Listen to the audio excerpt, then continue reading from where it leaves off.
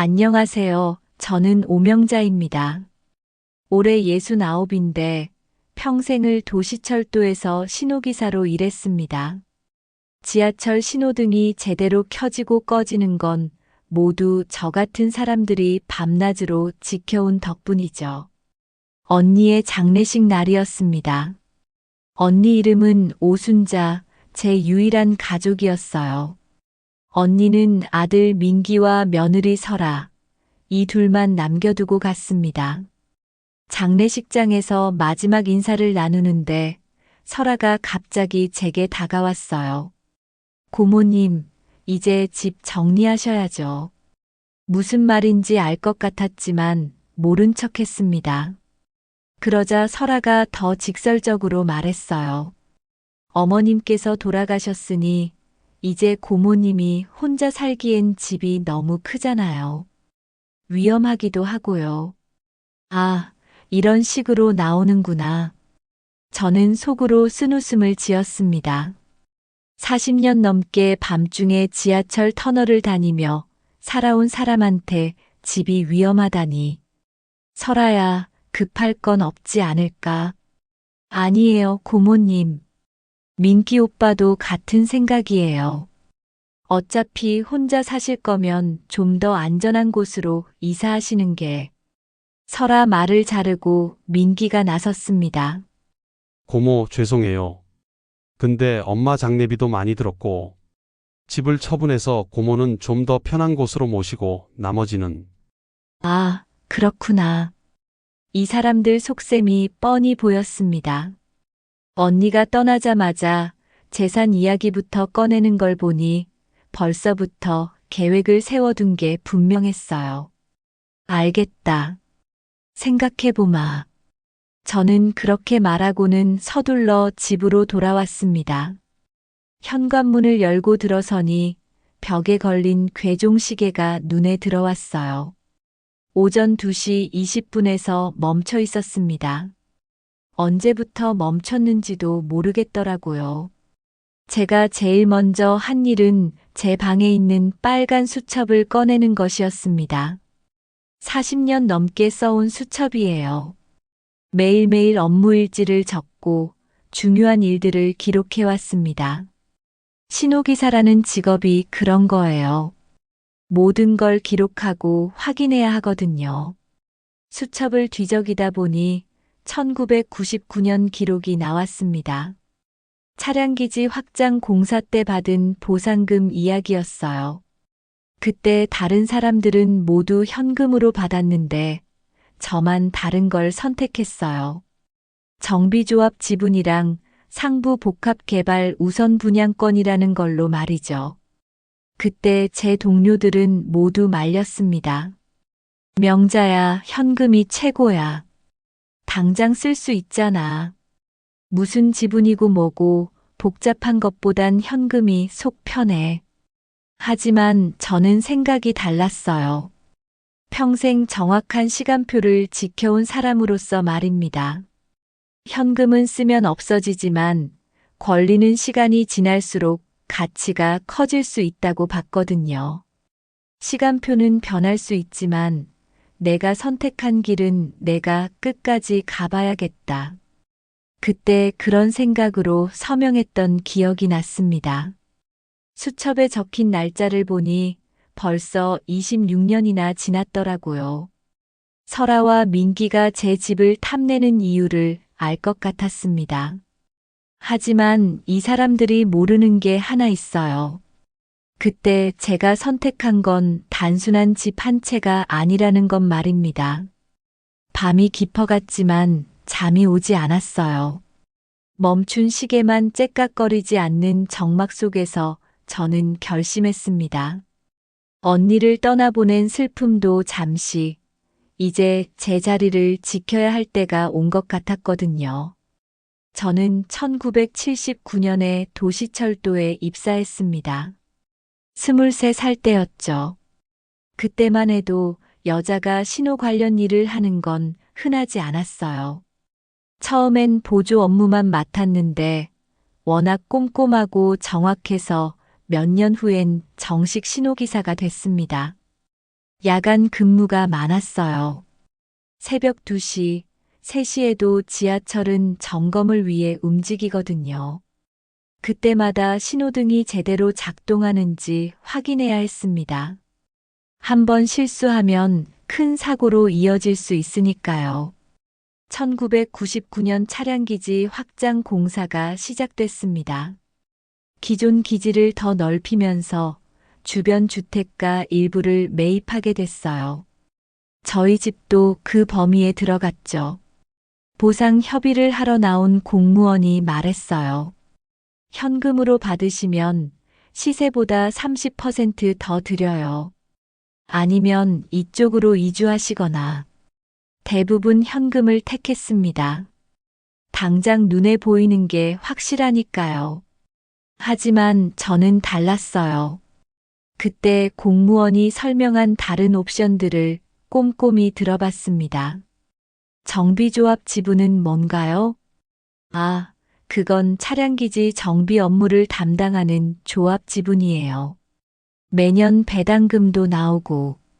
하지만 현금만큼 확실하진 않죠. 상부 복합 개발 우선 분양권은요? 나중에 차량기지 위에 아파트나 상가를 지으면 일반 분양보다 먼저, 그리고 더 싸게 살 수 있는 권리예요. 하지만 언제 개발될지는 모르고, 저는 그 자리에서 바로 결정했습니다.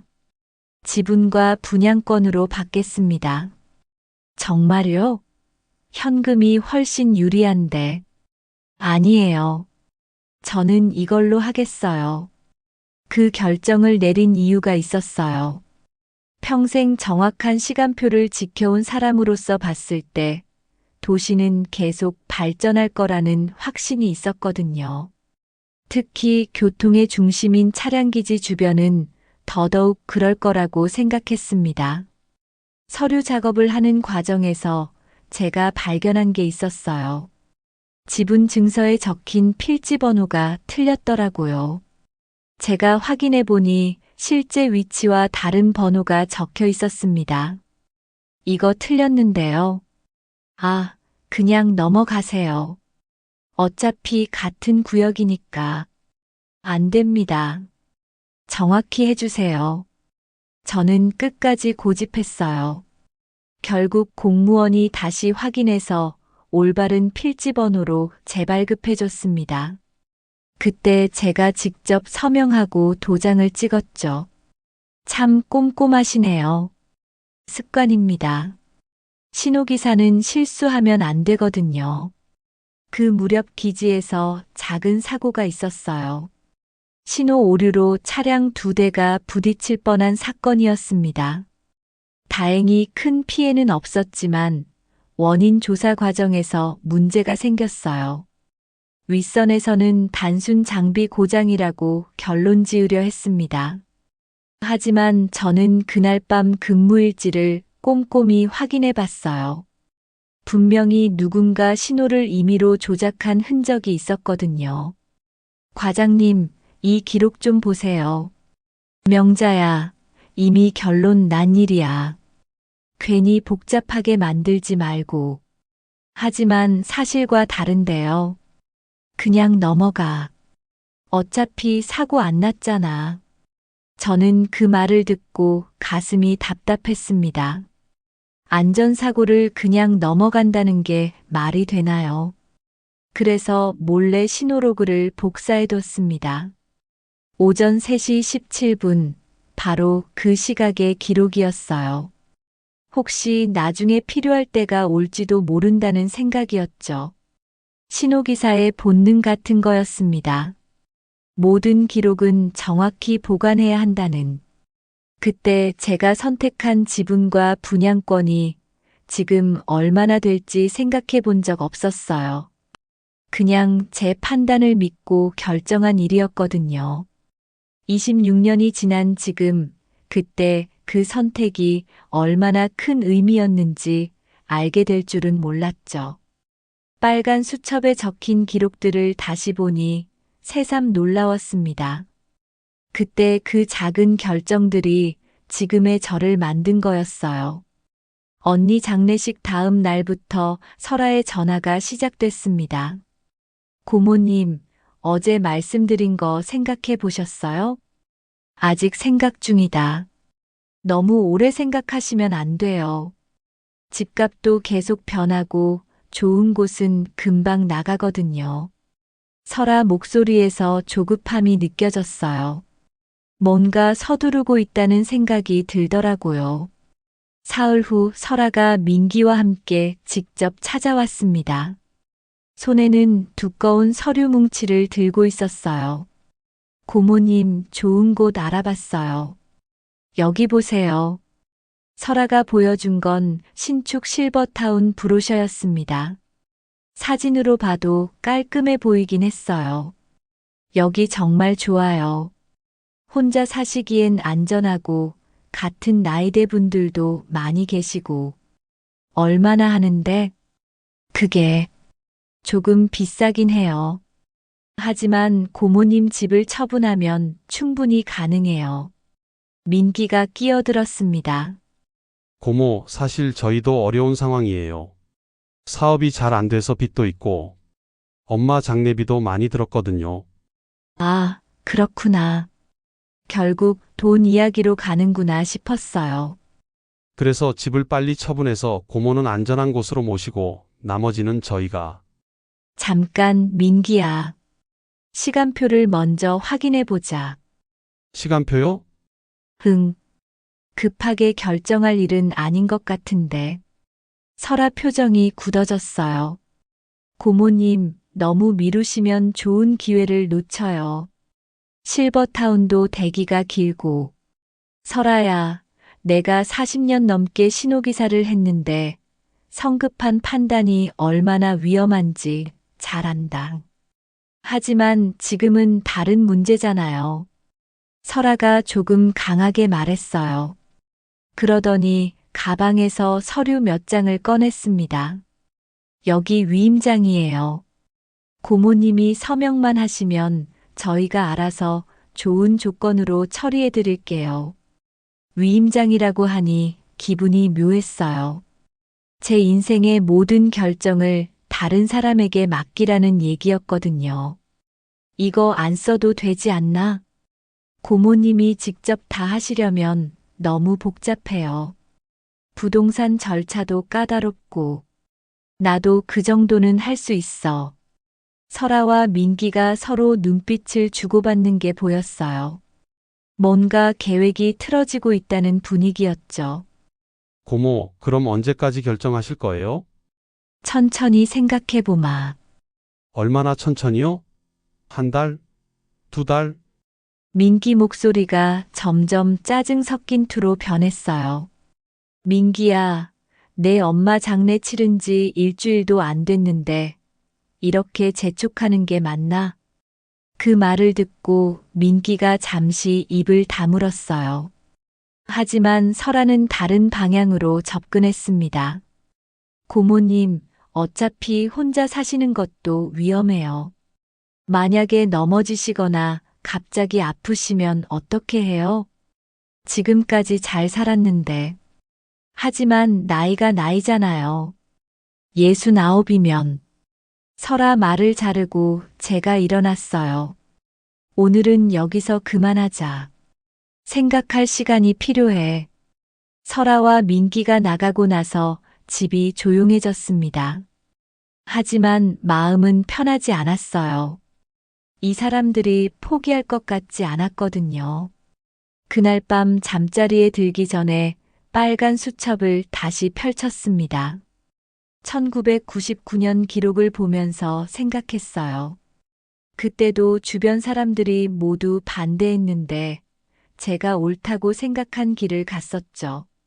지금도 마찬가지였어요. 급하게 결정할 이유가 없었습니다. 오히려 더 꼼꼼히 확인해 봐야 할 것들이 많았어요. 다음 날 아침 일찍 제가 먼저 한 일은 창고에서 오래된 공구함을 찾는 것이었습니다. 남편이 쓰던 빨간 철제 공구함이었어요.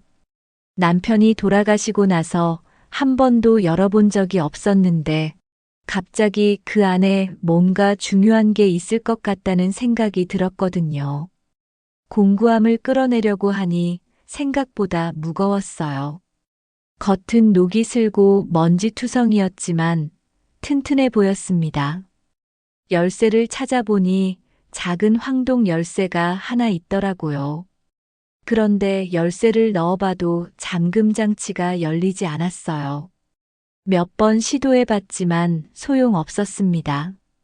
이상하다 싶어서 공구함을 자세히 살펴보니 옆면에 작은 육각 구멍이 보였어요.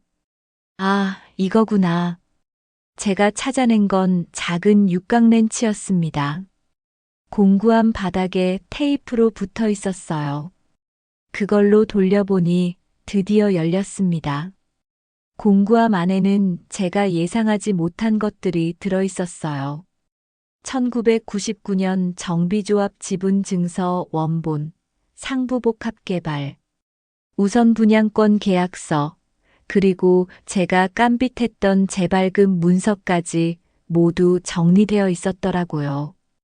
그런데 그게 다가 아니었어요. 맨 아래에는 제가 몰래 복사해뒀던 신호로그 사본이 있었습니다. 오전 3시 17분, 바로 그 시각의 기록이었어요. 26년이 지났지만 글씨는 선명했습니다. 이걸 왜 여기에? 그때 현관 초인종이 울렸어요. 나가보니 젊은 남자 한 명이 서 있었습니다. 안녕하세요, 선배님. 장선우입니다. 선우야, 어쩐 일이야? 장선우는 제가 신호기사로 일할 때 마지막 몇 년간 가르쳤던 후배였어요. 지금은 차세대 신호 시스템 담당 기사로 일하고 있죠. 선배님 언니분 장례식 얘기 들었어요. 늦게나마 인사드리러 왔습니다. 고맙다. 들어와. 선우가 공구함을 보더니 관심을 보였어요. 이건 뭐예요? 옛날 서류들 정리하고 있었어. 선우가 펼쳐진 서류들을 보더니 눈이 커졌습니다. 이거 정비조합 지분 증서네요. 선배님이 조합원이세요? 응, 1999년에 받은 거야. 와, 대단한데요. 지금 조합이 차량기지 상부 개발 사업 때문에 난리예요. 지분 가치가 엄청 올랐다던데. 선우 말을 듣고 저는 깜짝 놀랐어요. 제가 가지고 있는 지분이 그렇게 중요한 거였나요? 얼마나 오른 건데? 정확히는 모르겠지만 요즘 부동산 시장이 워낙 좋아서. 그런데 이 신호로그는 뭐예요? 선우가 1999년 신호로그를 보더니 표정이 진지해졌어요. 이거 혹시 그때 그 사건 기록 아니에요? 기억하는구나. 물론이죠. 신호기사 교육 때 사례로 배웠는데 원본 기록이 사라져서 정확한 원인을 못 찾았다고 했거든요. 선우가 신호로그를 자세히 들여다봤어요. 선배님, 이거 정말 중요한 자료예요. 혹시 디지털로 스캔해두면 어떨까요? 왜? 증빙은 여러 개일수록 좋잖아요. 만약에 분실되거나 훼손되면. 선우 말이 맞았어요. 26년 된 종이 자료는 언제 어떻게 될지 모르거든요. 그런데 선배님, 혹시 요즘 집 처분하실 계획 있으세요? 왜? 아니에요. 그냥. 최근에 이 동네 부동산 중개업체들이 많이 돌아다닌다고 해서요. 특히 어르신들한테 위임장 받아서 처리해준다는 사람들이 많다던데. 그 말을 듣고 제 가슴이 철렁했어요. 설아도 그런 라인과 연결된 건 아닐까요? 선우야, 혹시 정비조합 총회 언제 하는지 알아? 아, 다음 주 화요일이에요.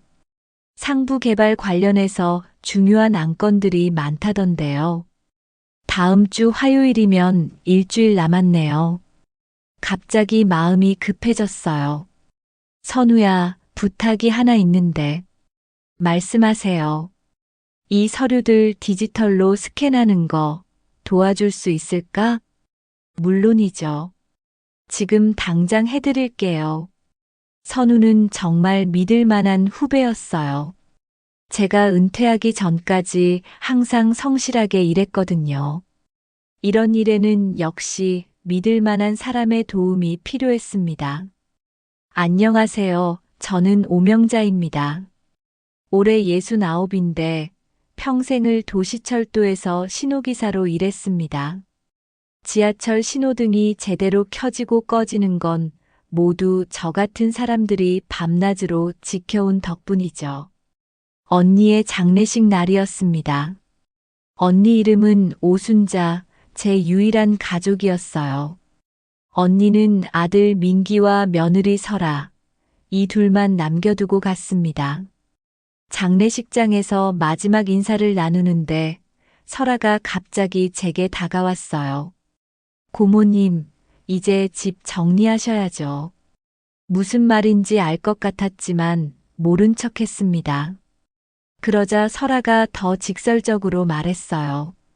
어머님께서 돌아가셨으니 이제 고모님이 혼자 살기엔 집이 너무 크잖아요. 위험하기도 하고요. 아, 이런 식으로 나오는구나. 저는 속으로 쓴웃음을 지었습니다. 40년 넘게 밤중에 지하철 터널을 다니며 살아온 사람한테 집이 위험하다니. 설아야, 급할 건 없지 않을까? 아니에요, 고모님. 민기 오빠도 같은 생각이에요. 어차피 혼자 사실 거면 좀 더 안전한 곳으로 이사하시는 게. 설아 말을 자르고 민기가 나섰습니다. 고모, 죄송해요. 근데 엄마 장례비도 많이 들었고, 집을 처분해서 고모는 좀 더 편한 곳으로 모시고 나머지는 아, 그렇구나. 이 사람들 속셈이 뻔히 보였습니다. 언니가 떠나자마자 재산 이야기부터 꺼내는 걸 보니 벌써부터 계획을 세워둔 게 분명했어요. 알겠다. 생각해보마. 저는 그렇게 말하고는 서둘러 집으로 돌아왔습니다. 현관문을 열고 들어서니 벽에 걸린 괴종시계가 눈에 들어왔어요. 오전 2시 20분에서 멈춰 있었습니다. 언제부터 멈췄는지도 모르겠더라고요. 제가 제일 먼저 한 일은 제 방에 있는 빨간 수첩을 꺼내는 것이었습니다. 40년 넘게 써온 수첩이에요. 매일매일 업무 일지를 적고 중요한 일들을 기록해왔습니다. 신호기사라는 직업이 그런 거예요. 모든 걸 기록하고 확인해야 하거든요. 수첩을 뒤적이다 보니 1999년 기록이 나왔습니다. 차량기지 확장 공사 때 받은 보상금 이야기였어요. 그때 다른 사람들은 모두 현금으로 받았는데 저만 다른 걸 선택했어요. 정비조합 지분이랑 상부 복합 개발 우선 분양권이라는 걸로 말이죠. 그때 제 동료들은 모두 말렸습니다. 명자야, 현금이 최고야. 당장 쓸 수 있잖아. 무슨 지분이고 뭐고 복잡한 것보단 현금이 속 편해. 하지만 저는 생각이 달랐어요. 평생 정확한 시간표를 지켜온 사람으로서 말입니다. 현금은 쓰면 없어지지만 권리는 시간이 지날수록 가치가 커질 수 있다고 봤거든요. 시간표는 변할 수 있지만 내가 선택한 길은 내가 끝까지 가봐야겠다. 그때 그런 생각으로 서명했던 기억이 났습니다. 수첩에 적힌 날짜를 보니 벌써 26년이나 지났더라고요. 설아와 민기가 제 집을 탐내는 이유를 알 것 같았습니다. 하지만 이 사람들이 모르는 게 하나 있어요. 그때 제가 선택한 건 단순한 집 한 채가 아니라는 것 말입니다. 밤이 깊어갔지만 잠이 오지 않았어요. 멈춘 시계만 째깍거리지 않는 정막 속에서 저는 결심했습니다. 언니를 떠나보낸 슬픔도 잠시, 이제 제 자리를 지켜야 할 때가 온 것 같았거든요. 저는 1979년에 도시철도에 입사했습니다. 23살 때였죠. 그때만 해도 여자가 신호 관련 일을 하는 건 흔하지 않았어요. 처음엔 보조 업무만 맡았는데 워낙 꼼꼼하고 정확해서 몇 년 후엔 정식 신호기사가 됐습니다. 야간 근무가 많았어요. 새벽 2시, 3시에도 지하철은 점검을 위해 움직이거든요. 그때마다 신호등이 제대로 작동하는지 확인해야 했습니다. 한번 실수하면 큰 사고로 이어질 수 있으니까요. 1999년 차량기지 확장 공사가 시작됐습니다. 기존 기지를 더 넓히면서 주변 주택가 일부를 매입하게 됐어요. 저희 집도 그 범위에 들어갔죠. 보상 협의를 하러 나온 공무원이 말했어요. 현금으로 받으시면 시세보다 30%더 드려요.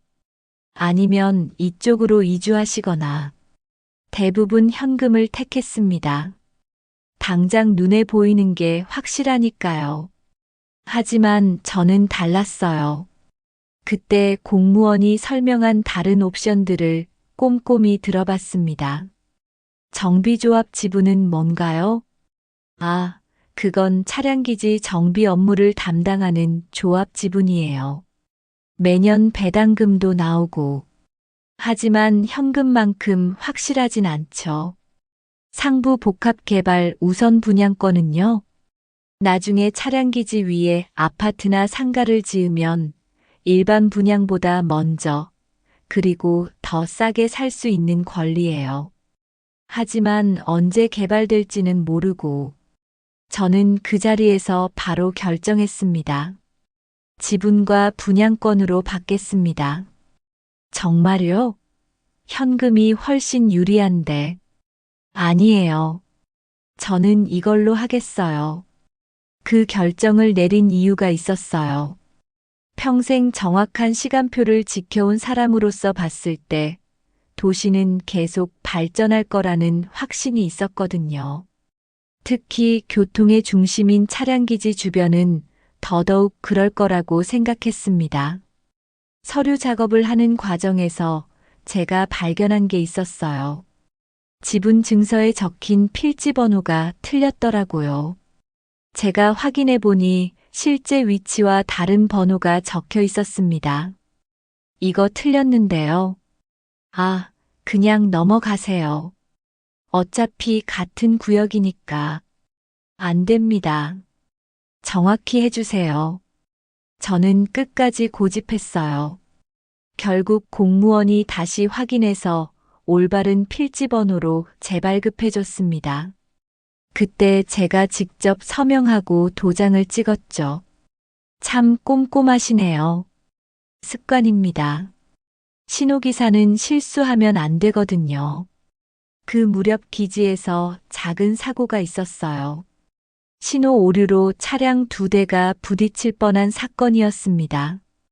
다행히 큰 피해는 없었지만 원인 조사 과정에서 문제가 생겼어요. 윗선에서는 단순 장비 고장이라고 결론 지으려 했습니다.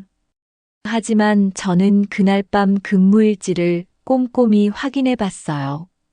분명히 누군가 신호를 임의로 조작한 흔적이 있었거든요. 과장님, 이 기록 좀 보세요. 명자야, 이미 결론 난 일이야. 괜히 복잡하게 만들지 말고. 하지만 사실과 다른데요. 그냥 넘어가. 어차피 사고 안 났잖아. 저는 그 말을 듣고 가슴이 답답했습니다. 안전사고를 그냥 넘어간다는 게 말이 되나요? 그래서 몰래 신호로그를 복사해뒀습니다. 오전 3시 17분, 바로 그 시각의 기록이었어요. 혹시 나중에 필요할 때가 올지도 모른다는 생각이었죠. 신호기사의 본능 같은 거였습니다.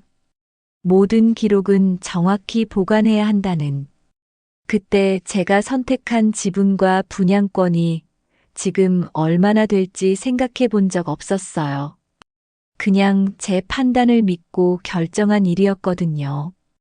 26년이 지난 지금, 그때 그 선택이 얼마나 큰 의미였는지 알게 될 줄은 몰랐죠. 빨간 수첩에 적힌 기록들을 다시 보니 새삼 놀라웠습니다. 그때 그 작은 결정들이 지금의 저를 만든 거였어요. 언니 장례식 다음 날부터 설아의 전화가 시작됐습니다. 고모님, 어제 말씀드린 거 생각해 보셨어요? 아직 생각 중이다. 너무 오래 생각하시면 안 돼요. 집값도 계속 변하고 좋은 곳은 금방 나가거든요. 설아 목소리에서 조급함이 느껴졌어요. 뭔가 서두르고 있다는 생각이 들더라고요. 사흘 후 설아가 민기와 함께 직접 찾아왔습니다. 손에는 두꺼운 서류 뭉치를 들고 있었어요. 고모님, 좋은 곳 알아봤어요. 여기 보세요. 설아가 보여준 건 신축 실버타운 브로셔였습니다. 사진으로 봐도 깔끔해 보이긴 했어요. 여기 정말 좋아요. 혼자 사시기엔 안전하고 같은 나이대 분들도 많이 계시고. 얼마나 하는데? 그게 조금 비싸긴 해요. 하지만 고모님 집을 처분하면 충분히 가능해요. 민기가 끼어들었습니다. 고모, 사실 저희도 어려운 상황이에요. 사업이 잘 안 돼서 빚도 있고, 엄마 장례비도 많이 들었거든요. 아, 그렇구나. 결국 돈 이야기로 가는구나 싶었어요. 그래서 집을 빨리 처분해서 고모는 안전한 곳으로 모시고, 나머지는 저희가. 잠깐, 민기야. 시간표를 먼저 확인해 보자. 시간표요? 흥. 급하게 결정할 일은 아닌 것 같은데. 설아 표정이 굳어졌어요. 고모님, 너무 미루시면 좋은 기회를 놓쳐요. 실버타운도 대기가 길고. 설아야, 내가 40년 넘게 신호기사를 했는데 성급한 판단이 얼마나 위험한지 잘 안다. 하지만 지금은 다른 문제잖아요. 설아가 조금 강하게 말했어요. 그러더니 가방에서 서류 몇 장을 꺼냈습니다. 여기 위임장이에요. 고모님이 서명만 하시면 저희가 알아서 좋은 조건으로 처리해 드릴게요. 위임장이라고 하니 기분이 묘했어요. 제 인생의 모든 결정을 다른 사람에게 맡기라는 얘기였거든요. 이거 안 써도 되지 않나? 고모님이 직접 다 하시려면 너무 복잡해요. 부동산 절차도 까다롭고. 나도 그 정도는 할 수 있어. 설아와 민기가 서로 눈빛을 주고받는 게 보였어요. 뭔가 계획이 틀어지고 있다는 분위기였죠.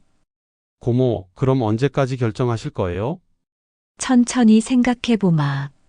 얼마나 천천히요? 한 달? 두 달? 민기 목소리가 점점 짜증 섞인 투로 변했어요. 민기야, 내 엄마 장례 치른 지 일주일도 안 됐는데 이렇게 재촉하는 게 맞나? 그 말을 듣고 민기가 잠시 입을 다물었어요. 하지만 설아는 다른 방향으로 접근했습니다. 고모님, 어차피 혼자 사시는 것도 위험해요. 만약에 넘어지시거나 갑자기 아프시면 어떻게 해요? 지금까지 잘 살았는데. 하지만 나이가 나이잖아요. 69이면. 설아 말을 자르고 제가 일어났어요. 오늘은 여기서 그만하자. 생각할 시간이 필요해. 설아와 민기가 나가고 나서 집이 조용해졌습니다. 하지만 마음은 편하지 않았어요. 이 사람들이 포기할 것 같지 않았거든요. 그날 밤 잠자리에 들기 전에 빨간 수첩을 다시 펼쳤습니다. 1999년 기록을 보면서 생각했어요. 그때도 주변 사람들이 모두 반대했는데 제가 옳다고 생각한 길을 갔었죠. 지금도 마찬가지였어요. 급하게 결정할 이유가 없었습니다. 오히려 더 꼼꼼히 확인해 봐야 할 것들이 많았어요. 다음 날 아침 일찍 제가 먼저 한 일은 창고에서 오래된 공구함을 찾는 것이었습니다. 남편이 쓰던 빨간 철제 공구함이었어요. 남편이 돌아가시고 나서 한 번도 열어본 적이 없었는데 갑자기 그 안에 뭔가 중요한 게 있을 것 같다는 생각이 들었거든요. 공구함을 끌어내려고 하니 생각보다 무거웠어요. 겉은 녹이 슬고 먼지투성이었지만 튼튼해 보였습니다. 열쇠를 찾아보니 작은 황동 열쇠가 하나 있더라고요. 그런데 열쇠를 넣어봐도 잠금 장치가 열리지 않았어요. 몇 번 시도해봤지만 소용없었습니다. 이상하다 싶어서 공구함을 자세히 살펴보니 옆면에 작은 육각 구멍이 보였어요. 아, 이거구나. 제가 찾아낸 건 작은 육각 렌치였습니다. 공구함 바닥에 테이프로 붙어 있었어요. 그걸로 돌려보니 드디어 열렸습니다. 공구함 안에는 제가 예상하지 못한 것들이 들어 있었어요.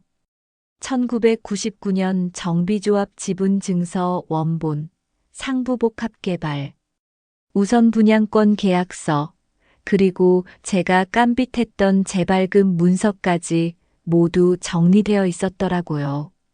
그런데 그게 다가 아니었어요.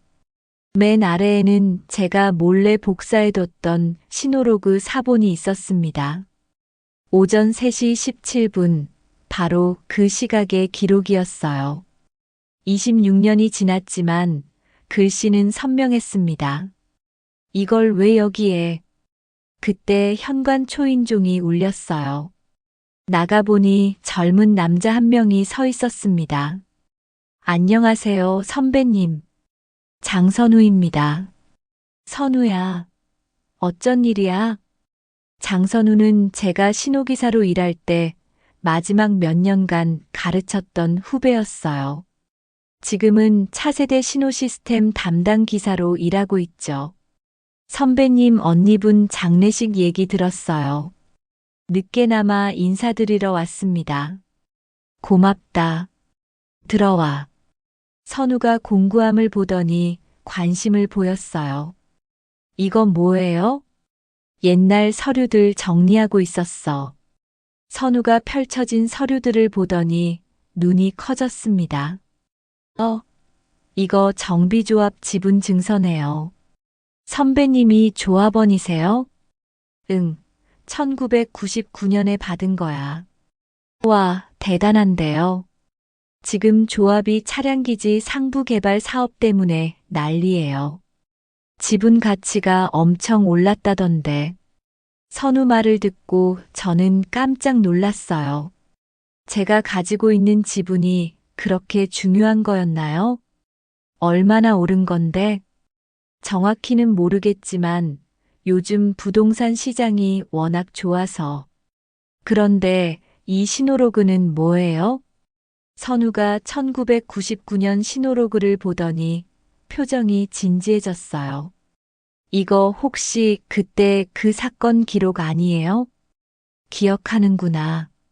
물론이죠. 신호기사 교육 때 사례로 배웠는데 원본 기록이 사라져서 정확한 원인을 못 찾았다고 했거든요. 선우가 신호로그를 자세히 들여다봤어요. 선배님, 이거 정말 중요한 자료예요. 혹시 디지털로 스캔해두면 어떨까요? 왜? 증빙은 여러 개일수록 좋잖아요. 만약에 분실되거나 훼손되면. 선우 말이 맞았어요. 26년 된 종이 자료는 언제 어떻게 될지 모르거든요. 그런데 선배님, 혹시 요즘 집 처분하실 계획 있으세요? 왜? 아니에요. 그냥. 최근에 이 동네 부동산 중개 업체들이 많이 돌아다닌다고 해서요. 특히 어르신들한테 위임장 받아서 처리해준다는 사람들이 많다던데. 그 말을 듣고 제 가슴이 철렁했어요. 설아도 그런 라인과 연결된 건 아닐까요? 선우야, 혹시 정비조합 총회 언제 하는지 알아? 아, 다음 주 화요일이에요. 상부 개발 관련해서 중요한 안건들이 많다던데요. 다음 주 화요일이면 일주일 남았네요. 갑자기 마음이 급해졌어요. 선우야, 부탁이 하나 있는데. 말씀하세요. 이 서류들 디지털로 스캔하는 거 도와줄 수 있을까? 물론이죠. 지금 당장 해드릴게요. 선우는 정말 믿을 만한 후배였어요. 제가 은퇴하기 전까지 항상 성실하게 일했거든요. 이런 일에는 역시 믿을 만한 사람의 도움이 필요했습니다. 선우가 서류 스캔을 마치고 나서 말했어요. 선배님, 혹시 최동식 부장님 연락처 필요하세요? 최동식 부장님은 왜? 정비조합 이사로 계시거든요. 이런 문제는 아무래도 경험이 많으신 분께 조언을 구하는 게. 최동식은 제가 신호기사로 일할 때 직속 상관이었어요. 저보다 3살 위이니 지금 72이죠. 정년 퇴직 후에도 조합 일을 계속하고 있다고 들었습니다. 연락해보자. 선우가 전화를 걸어서 약속을 잡아줬어요. 최동식이 저녁에 잠깐 들르겠다고 했습니다. 오후 6시쯤 최동식이 찾아왔어요. 여전히 반듯한 모습이었지만 머리는 완전히 휘어져 있었습니다. 명자야, 오랜만이다. 부장님도 안 변하셨네요. 무슨 소리야? 나이가 얼마인데. 그런데 선우한테 들었는데 무슨 일 있나? 저는 지금까지 있었던 일들을 차근차근 설명했어요. 설아와 민기가 집을 처분하라고 하는 것부터 위임장 이야기까지 모두 말했습니다. 최동식이 제 지분 증서를 보더니 휘파람을 불었어요. 명자야, 너 대박 났다. 뭐가요? 이 지분 지금 가치가 어마어마해. 차량기지 상부 개발 계획이 확정되면서 조합 자산 가치가 몇 배로 뛰었거든. 얼마나 된다는 거예요? 정확히는 감정을 해봐야 알겠지만 대충 계산해도 수십억은 될 거야. 거기다 우선 분양권까지 있으니. 저는 그 말을 듣고 잠시 말을 잃었어요. 수십억이라니. 26년 전에 내린 그 작은 결정이 이렇게 큰 결과를 가져올 줄이야. 그런데 말이야, 명자야. 최동식 표정이 진지해졌어요. 요즘 이상한 움직임들이 있어. 조합 주변의 중개업체들이 어르신들 찾아다니면서 지분 매입하겠다고 하거든. 무슨 소리예요? 시세보다 훨씬 싸게 사겠다고 해.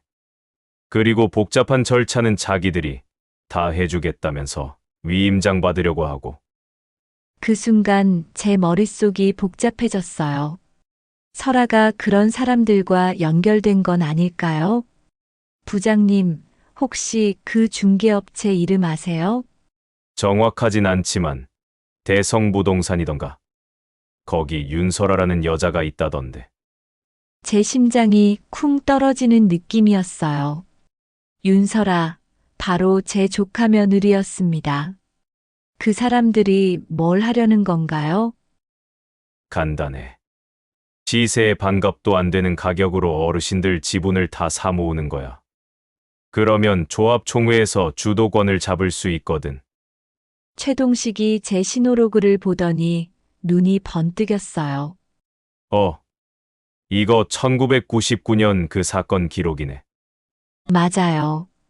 그때 제가 몰래 복사해뒀던 거예요. 명자야. 이거 엄청난 자료다. 그때 사고 은폐하려던 사람들이 지금 그 중개업체 뒤에 있거든. 무슨 말이에요? 그때 신호 조작해서 허위 공사비 청구했던 업체들 말이야. 지금도 비슷한 수법으로 조합 자산에 손을 뻗치려고 하는 것 같아. 제 머릿속에 퍼즐 조각들이 맞춰지기 시작했어요. 26년 전 그 사건이 지금 일어나고 있는 일과 연결되어 있었던 거예요. 부장님, 그럼 어떻게 해야 할까요? 일단 위임장은 절대 쓰면 안 돼. 그리고 조합 총회에서 이 자료들을 공개해야 할 것 같은데. 그때 제 핸드폰이 울렸어요. 설아였습니다. 고모님, 어떻게 생각해 보셨어요? 좋은 조건으로 처리해 줄 수 있는 분을 찾았거든요. 아직 생각 중이야. 너무 늦으면 안 돼요. 부동산 시장이 변하고 있어서. 설아야, 급할 것 없다고 했잖아. 하지만 고모님 혼자서는 복잡한 절차를 감당하기 어려우실 텐데요. 저는 전화를 끊고 최동식을 봤어요. 부장님, 저는 이제 어떻게 해야 할까요? 명자야. 내가 평생 신호기사로 살아온 걸 생각해봐. 위험한 신호를 보면 그냥 넘어갔나? 아니요. 항상 정확히 확인했죠. 지금도 마찬가지야. 위험 신호가 켜져 있는데 그냥 지나갈 순 없잖아. 최동식 말이 맞았어요. 저는 평생 안전을 지키는 일을 해왔는데 지금 제 인생의 마지막 순간에 와서 포기할 순 없었습니다. 총회 때까지 일주일 남았죠? 그래. 그때까지 준비해야 해. 최동식이 일어나면서 말했어요. 명자야. 혼자 하려고 하지 말고 도움을 요청해. 선우도 있고 나도 있잖아. 그분이 나가고 나서 저는 멈춰있던 괴종시계를 바라봤어요. 오전 3시 17분에서 멈춰있는 그 시계가 갑자기 상징적으로 느껴졌어요. 그때 언니가 돌아가시기 전에 남긴 음성 메시지가 생각났어요. 핸드폰에 아직 저장되어 있었거든요. 명자야, 너는 내가 지킨 선로처럼 곱게 살았어. 앞으로도 그렇게 살아. 언니의 목소리를 듣고 있으니 눈물이 났어요. 하지만 슬픈 눈물이 아니라 결의에 찬 눈물이었습니다. 이제 정말로 선택해야 할 때가 왔어요. 회피할 것인지 정면으로 맞설 것인지. 저는 평생 정확한 신호를 지켜온 사람이었습니다. 지금도 그럴 때였어요. 총회 당일 아침 저는 일찍 일어나서 정장을 꺼내 입었어요. 오랜만에 입는 검은 정장이었지만 마음은 든든했습니다. 빨간 수첩과 공구함에서 꺼낸 서류들을 가방에 챙겼어요. 선우가 스캔해준 파일들도 USB에 담아서 준비했습니다. 총회 장소는 차량기지 근처 복합 건물 회의실이었어요. 도착해보니 벌써 많은 조합원분들이 와 계셨습니다. 대부분 저처럼 나이 드신 분들이었어요. 그런데 앞쪽에 낯익은 얼굴들이 보였어요. 설아가 정장을 차려입고 앉아 있었고 옆에는 모르는 중년 남성이 있었습니다. 고모님? 설아가 저를 보고 깜짝 놀라는 표정을 지었어요. 왜 여기 계세요? 왜 있으면 안 되나? 나도 조합원인데. 설아 얼굴이 굳어졌어요. 분명 제가 여기 올 줄은 몰랐던 것 같았거든요. 총회가 시작되고 최동식이 사회를 봤어요. 오늘 한 건은 상부개발 관련 지분 일괄 위임 처리 건입니다. 설아 옆에 앉은 남성이 일어나서 발표를 시작했어요.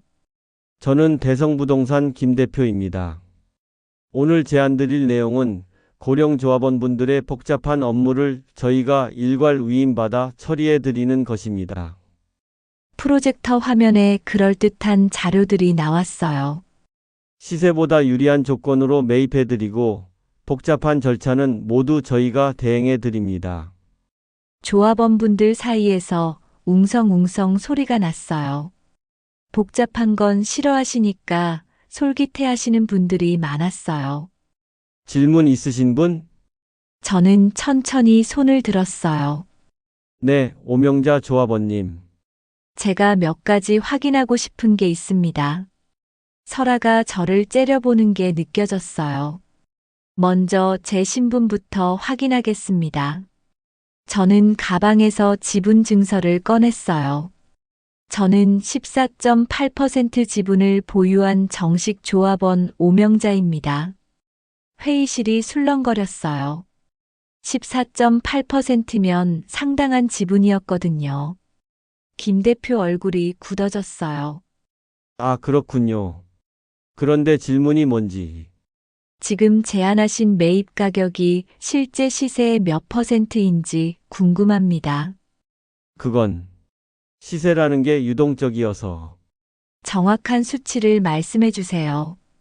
김 대표가 설아와 눈빛을 주고받았어요. 그러더니 갑자기 다른 USB를 꺼내서 프로젝터에 연결했습니다. 더 상세한 자료를 보여드리겠습니다. 그 순간 저는 알았어요. 저 사람들이 무언가 조작된 자료를 보여주려고 한다는 것을. 저는 재빠르게 일어나서 프로젝터 쪽으로 갔어요. 그리고 가방에서 육각렌치를 꺼냈습니다. 잠깐만요. 프로젝터 브래킷을 육각렌치로 잠갔어요. USB를 빼려고 해도 빠지지 않게 된 거였죠. 뭐 하시는 겁니까? 정확한 자료를 확인하려고 합니다. 저는 선우가 미리 온다고 했던 걸 기억했어요. 회의실 뒤쪽을 봤더니 선우가 노트북을 들고 들어오고 있었습니다. 선우야, 여기로. 선우가 달려와서 자신의 노트북을 프로젝터에 연결했어요. 그리고 제가 준비한 파일들을 열기 시작했습니다. 잠깐, 무슨 권한으로? 김 대표가 항의했지만 최동식이 말했어요. 조합원 자격으로 자료 제시할 권리가 있습니다. 계속하세요. 화면에 제 지분증서 원본이 나타났어요. 그리고 1999년 재발급 문서까지 함께. 이 자료들을 보시면 알 수 있듯이 현재 조합 지분의 실제 가치는 제시된 매입 가격의 10배 이상입니다. 회의실이 조용해졌어요. 조합원분들이 화면을 뚫어지게 바라보고 계셨어요. 그리고 이건 더 중요한 자료입니다. 선우가 1999년 신호로그를 화면에 띄웠어요. 1999년 차량기지에서 발생한 안전사고 관련 원본 기록입니다. 당시 은폐하려 했던 사건의 진실이 여기 있습니다. 김 대표 얼굴이 새파래졌어요. 설아는 벌써 자리에서 일어나려고 하고 있었고요. 이 기록을 보면 당시 신호를 임의로 조작해서 허위 공사비를 청구한 업체들의 실체가 드러납니다. 그리고 그 업체들이 지금도 같은 수법을 쓰고 있다는 증거가 여기 있어요. 저는 최동식을 봤어요. 최동식이 고개를 끄덕였습니다. 조합원 여러분, 이제 선택하실 때입니다. 26년 전부터 이어져 온 부정한 시도를 그냥 넘어갈 것인지, 아니면 우리가 정당하게 가져야 할 권리를 지킬 것인지. 회의실이 완전히 조용해졌어요. 프로젝터 화면만 밝게 빛나고 있었습니다. 최동식이 일어났어요. 그럼 이제 투표하겠습니다. 지분 일괄위 만건에 찬성하시는 분, 아무도 손을 들지 않았어요. 반대하시는 분, 대부분의 조합원분들이 손을 드셨습니다. 일괄위 만건은 부결되었습니다.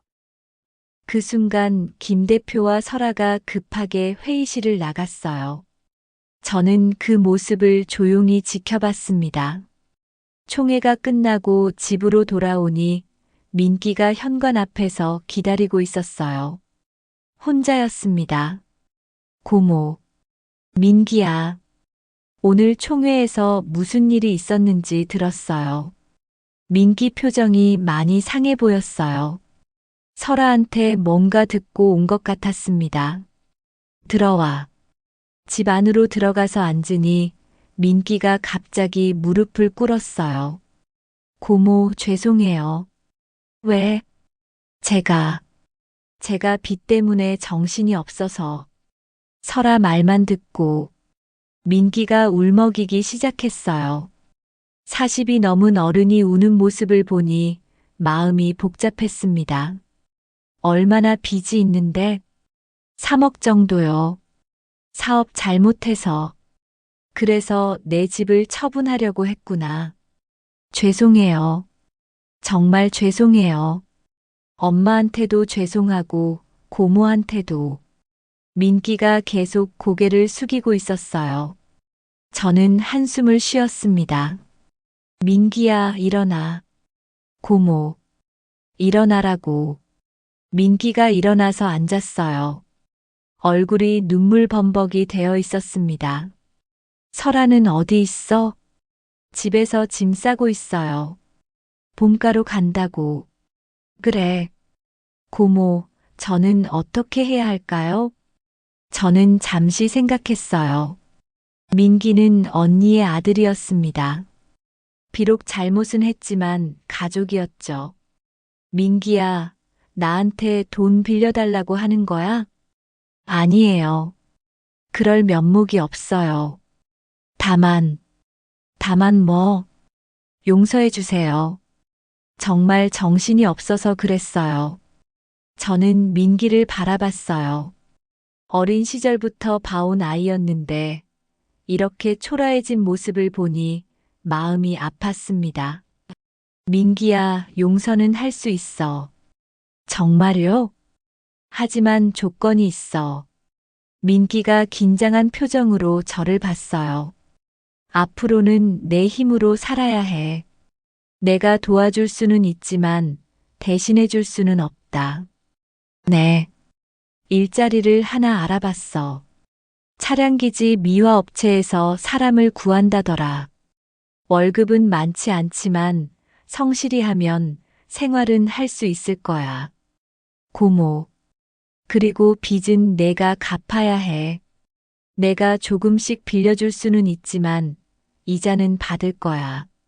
무상으로 주는 건 너한테도 좋지 않아. 민기가 고개를 끄덕였어요. 알겠어요. 정말 열심히 할게요. 그리고 민기야. 네. 설아랑은 어떻게 할 거야? 민기가 고개를 숙였어요. 이혼할 것 같아요.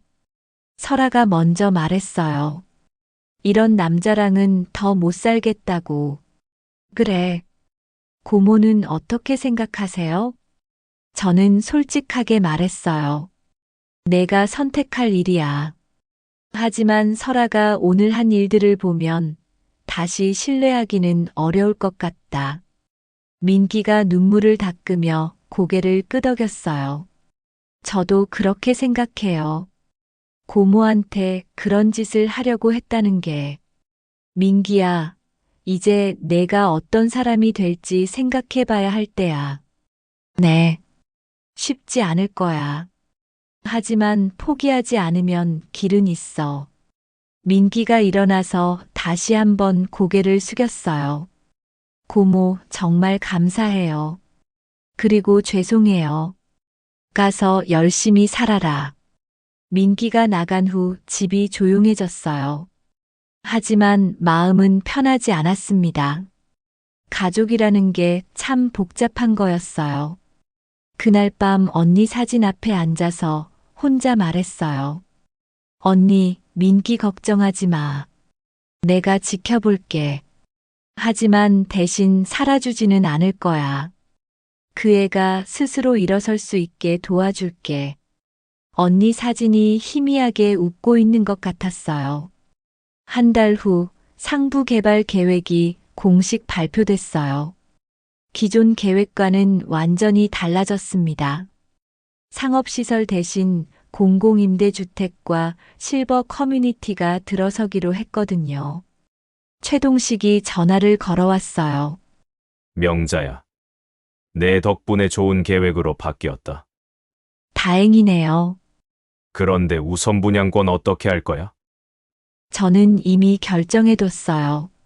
한 세대는 제가 살고 한 세대는 언니 이름으로 장학계정 만들어서 기부할게요. 장학계정. 신호기사 꿈꾸는 젊은 사람들 도와주는 거요. 언니가 좋아할 것 같아서. 최동식이 잠시 말이 없더니 말했어요. 명자야. 내 언니가 정말 좋은 동생을 뒀구나. 그날 오후 시계 수리점에 갔어요. 멈춰있던 괴종 시계를 가져갔거든요. 이거 고칠 수 있나요? 어디 보자. 오래된 시계네요. 하지만 좋은 시계예요. 수리기사가 시계를 뜯어보더니 말했어요. 부품 하나만 갈아주면 될 것 같은데요. 얼마나 걸릴까요? 일주일 정도면 될 것 같습니다. 일주일 후 시계를 찾으러 갔어요. 수리기사가 웃으면서 말했어요. 잘 고쳐졌어요.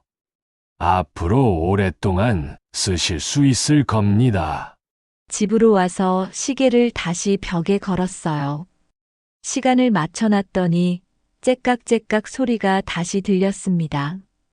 오전 3시 17분에서 멈췄던 시계가 이제 정확한 시간을 가리키고 있었어요. 며칠 후 민기가 찾아왔어요. 작업복을 입고 있었는데 얼굴색이 많이 좋아져 있었어요. 고모, 일 잘하고 있어요. 그래, 다행이다. 설아랑은 이혼 절차 진행 중이에요. 힘들겠지만 잘한 선택인 것 같다. 네. 그리고 고모. 뭐? 정말 감사해요. 저한테 일할 기회를 줘서. 내가 열심히 하는 거지. 내가 뭘 했다고. 민기가 웃었어요. 오랜만에 보는 진짜 웃음이었어요. 고모, 시계 소리가 나네요. 응, 고쳤거든. 좋네요. 집이 더 따뜻해진 것 같아요. 그날 저녁 혼자 차를 마시면서 생각했어요. 지난 몇 달 동안 정말 많은 일이 있었죠. 언니를 떠나보내고 조카 며느리에게 배신당하고 26년 전 결정의 진짜 가치를 알게 되고 하지만 가장 중요한 건 제가 포기하지 않았다는 것이었어요. 평생 신호기사로 살아온 사람으로서 위험한 신호를 보면 그냥 넘어갈 수 없었거든요. 선우가 가끔 안부 전화를 해요. 선배님, 요즘 어떻게 지내세요? 잘 지내고 있어. 혹시 심심하시면 후배들한테 신호기사 교육 한번 해주세요. 경험담 같은 거 말이에요. 그런 것도 좋겠네. 젊은 후배들에게 제 경험을 들려주는 것도 의미 있는 일 같았어요. 지금 저는 새로운 집으로 이사 준비를 하고 있습니다. 상부 개발로 지어질 실버 커뮤니티 첫 번째 입주자가 될 예정이에요. 같은 나이대 분들과 함께 살게 되니 외롭지도 않을 것 같고요. 괴종시계도 새 집으로 가져갈 거예요. 이제 정확한 시간을 가리키는 그 시계를 보면서 생각합니다. 시간표는 누구나 놓칠 수 있다고. 중요한 건 다시 정확한 시간을 찾는 것이라고. 저는 오명자입니다. 69살이고 평생 신호기사로 살았어요. 지하철이 안전하게 운행될 수 있도록 정확한 신호를 지켜온 사람이죠. 인생의 마지막 순간에 와서도 저는 제 신호를 포기하지 않았습니다. 그리고 앞으로도 그럴 거예요. 시간표는 틀릴 수 있어도 제 인생의 신호는 제가 켜니까요. 째깍째깍 시계 소리가 규칙적으로 들려옵니다. 새로운 시간이 흘러가고 있어요. 여기까지 제 이야기 들어주셔서 감사합니다. 항상 건강하고 행복하세요.